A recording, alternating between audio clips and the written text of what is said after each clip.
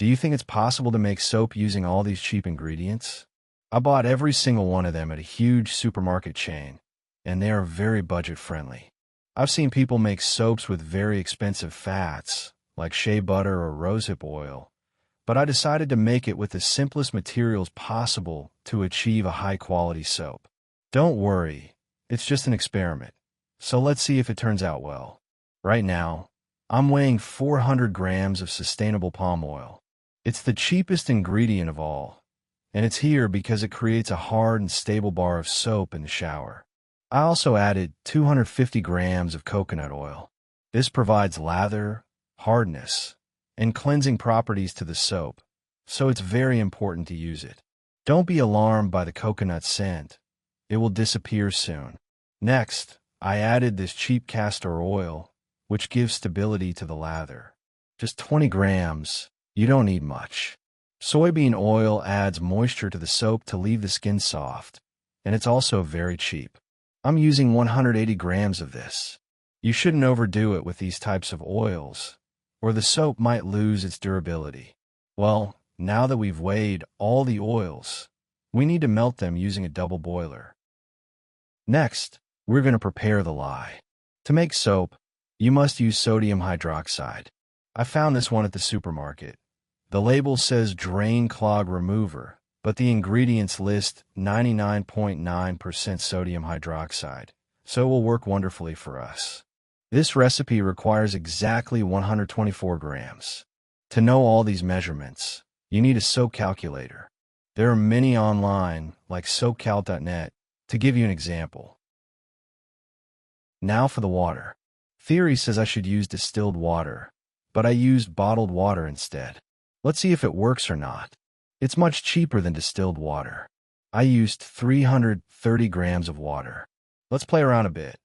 I'm going to add 5 grams of salt to improve the hardness of the soap, and 5 grams of sugar to boost the lather. I'm using them because they are very simple ingredients to find in any kitchen. Now comes the dangerous part, where you must use gloves and protective goggles. Lye is a chemical that can splash and cause permanent eye burns. It is also highly corrosive to the skin. Don't say I didn't warn you. This step is critical. Always pour the sodium hydroxide into the water, never the water into the sodium hydroxide, as it can splash and cause severe burns.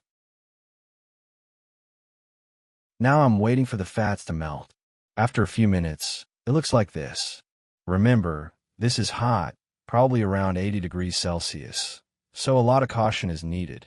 This step is also critical.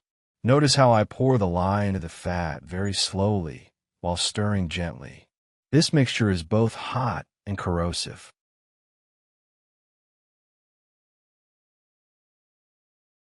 Look, I split the mixture into 2 parts.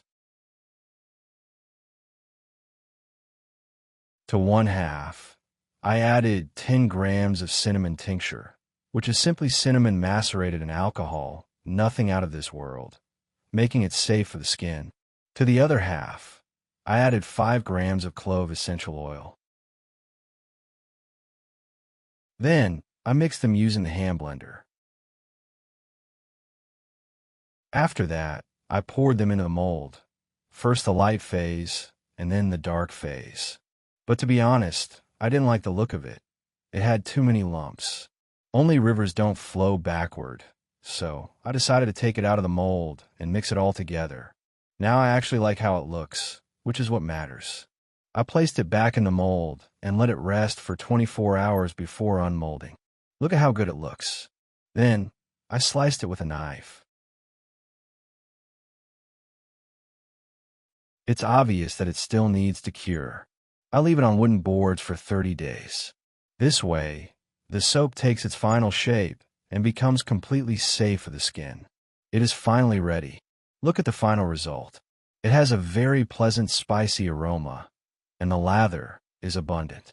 The soap was a complete success, very gentle on the skin, highly cleansing, and best of all, very cheap. I hope you find this video useful. See you soon.